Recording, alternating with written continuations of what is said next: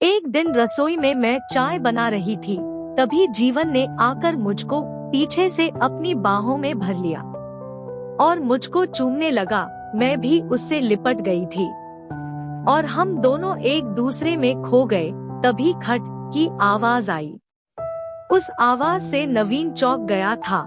हम दोनों एक दूसरे से अलग हुए। दोस्तों, कहानी में आगे बढ़ने से पहले ऐसे ही और भी इंटरेस्टिंग कहानियाँ सुनने के लिए हमारे चैनल को अभी सब्सक्राइब करो। मैं पति की चोट के बाद एकदम अकेली पड़ गई थी। वो पूरा दिन एक कमरे में पड़े रहते थे। चलने फिरने में भी वह असमर्थ है। फिर एक दिन मैं घर में बैठी थी, तभी दरवाजे की घंटी बजी तो दौड़कर मैंने दरवाजा खोला। सामने लगभग 19 से 20 साल का एक नवयुवक खड़ा था। उसने खड़े खड़े दरवाजे के बाहर से ही अपना परिचय दिया। जी, मैं जीवन हूँ, राकेश जी का बेटा। पापा ने आप लोगों को संदेश भेजा होगा, भीतर आओ कहकर मैंने दरवाजे पर जगह बना दी।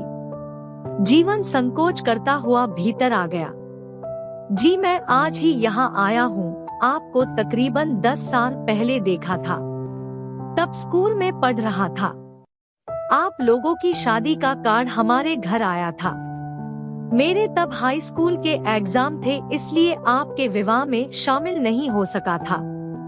मैं यहाँ कॉलेज की पढ़ाई के लिए आया हूँ और यह लीजिए, पापा ने यह चीजें आपके लिए भेजा है कहकर उसने एक बैग दे दिया था। बैग में बगीचे के ताजे फल, सब्जियां, नींबू का अचार वगैरह थे।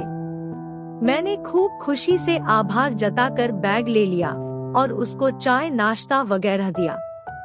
इसी बीच मैंने जोर देकर कहा, तुम यहीं पर रहो। मैं तुम्हारे पापा को कह चुकी हूँ कि सब कुछ तैयार मिल जाएगा उसे। तुम सिर्फ अपनी पढ़ाई लिखाई पर ध्यान देना। जीवन यह सुनकर बस एक बार में ही मान गया, मानो इसी बात को सुनने के लिए बेचैन थे। वह उठा और जल्दी से अपना सब सामान जो उसने बाहर बरामदे में रखा था भीतर ले आया। उस दिन जीवन अपना कमरा ठीक करता रहा। कुछ ही देर बाद वह वहाँ अपनापन महसूस करने लगा, मगर उसका दिल यहाँ इतनी जल्दी लग जाएगा, यह उसने सोचा ही नहीं था। अगले दिन जीवन को मैंने अपने पति से मिलवाया था।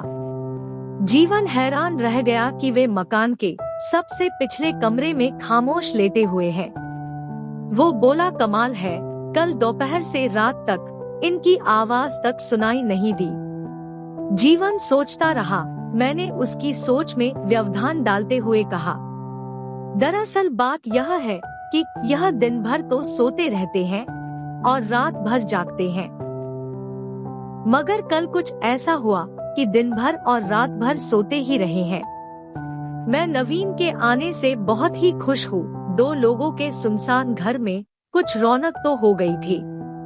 3 दिन बाद एक दिन जीवन रसोई में आकर मेरा हाथ बंटाने लगा, तो मैं हंसकर बोली, अभी तुम बच्चे हो, तुम्हारा काम है पढ़ना। जवाब में उसने कहा, हाँ, पढ़ना तो मेरा काम जरूर है, मगर इतना भी बच्चा नहीं हूँ। मैं पूरे 21 साल का हूँ। मैंने आश्चर्य से देखा तो जीवन बोला, मैं कॉलेज पढ़ता हूँ, अब बच्चा नहीं रहा गया मैं हूँ, कहकर वो चुप हो गया। एक दिन बातों बातों में जीवन ने मुझसे पूछा, आपके पति को क्या हुआ है? वह कमरे में अक्सर क्यों रहते हैं? वे बिल्कुल फिट थे पहले, अच्छा खासा कारोबार देख रहे थे। मैंने कहा, हमारा खुद का कारोबार था, उससे बहुत अच्छी आमदनी होती। हुआ यह कि ये पिछले साल ही ये एक पेड़ से गिर पड़े। सब इलाज करा लिया, कोई असर नहीं हुआ। कंपा कर चल पाते हैं। फिलहाल तो 2 कदम चलने में भी पूरे 10 मिनट लगते हैं, इसलिए अपने कमरे में ही थोड़ा बहुत चलते हैं। सप्ताह में 3 दिन फिजियोथेरेपी कराने वाला आता है। बाकी वक्त फिल्में देखते हैं, किताबें पढ़ते हैं। धीरे धीरे ठीक हो जाएंगे वो। डॉक्टर ने कहा है कि समय लगेगा, पर फिर आराम से चलने लगेंगे। ओ, जीवन ने यह सुनकर उनकी तरफ देखा। वह जानता था कि मुश्किल से 5 साल ही हुए होंगे हमारे शादी को। फिर उसने अंदाज लगाया और अपनी उंगली में गिनने लगा। मैं बोली, हाँ 5 साल हो गए हैं। याद है ना, तुम्हारी 10वीं के पेपर चल रहे थे और उससे पहले भी मैं आपसे नहीं मिला था। शायद 7वीं में पढ़ता था, तब एक बार आपको देखा। आप पापा के पास कुछ किताबें लेकर आई थी। हाँ हाँ, तब तुम्हारे पापा हमारे इतिहास के शिक्षक थे और मैं उनको किताबें लौटाने आई थी। उसके बाद मैं दूसरे स्कूल में जाने लगी थी और तुम्हारे पापा मेरे अध्यापक से मेरे भाई बन गए थे। फिर दिन गुजरते रहे। जीवन को हमारे यहाँ रहते 3 महीने हो गए थे। यूं तो वह लड़कपन के उबड़ खाबड़ रास्ते पर ही चल रहा था, लेकिन यह साफ समझ गया था कि हम दोनों की खामोश जिंदगी में फिजियोथेरेपिस्ट के अलावा वही है जो थोड़ा बहुत संगीत की लय, सुर, ताल पैदा कर रहा था। जीवन ने देखा कि बगीचे में काम करने वाले ठेकेदार वगैरह भी एकाध बार आए थे घर पर, कभी कभी और कोई बैंक वाला भी आता था।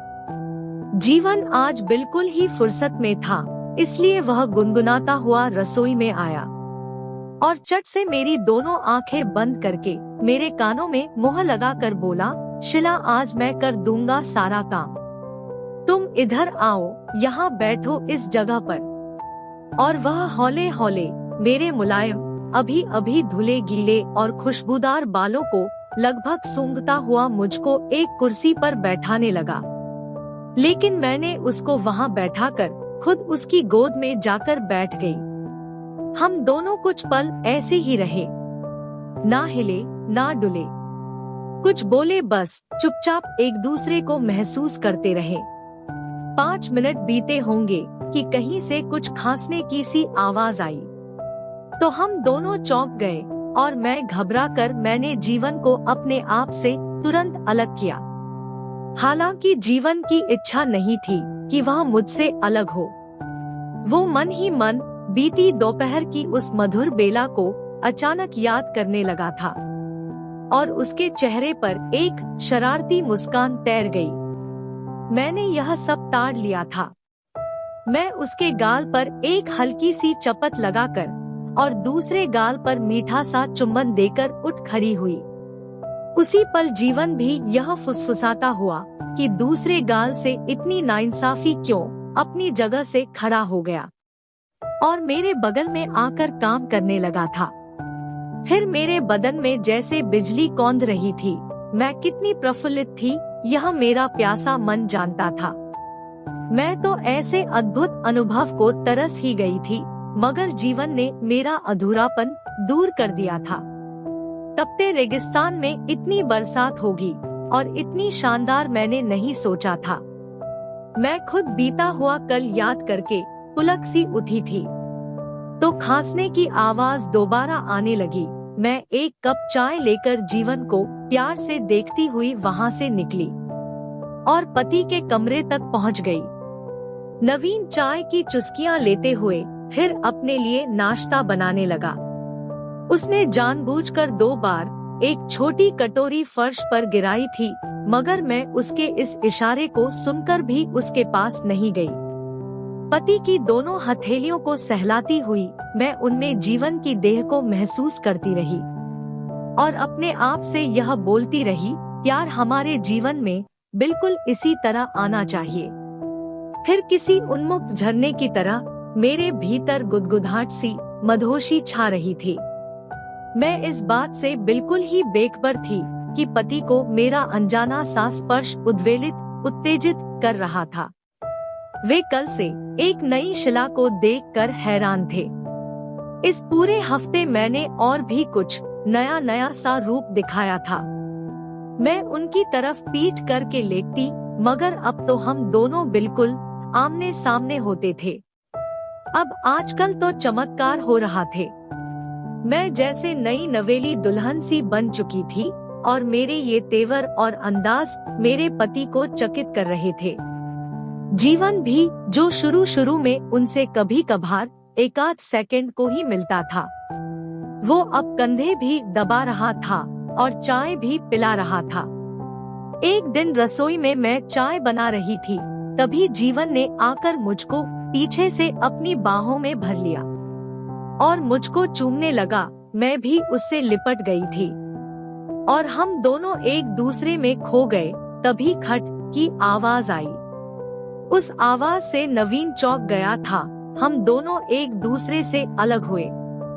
जीवन के प्यार को पाकर मैं बहुत खुश थी।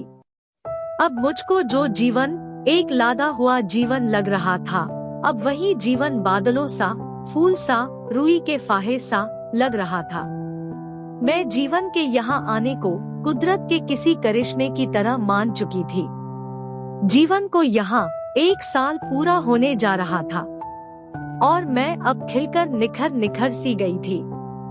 सुबह शाम और रात रात भर पूरा जीवन मस्ती से सराबोर भरा हुआ था।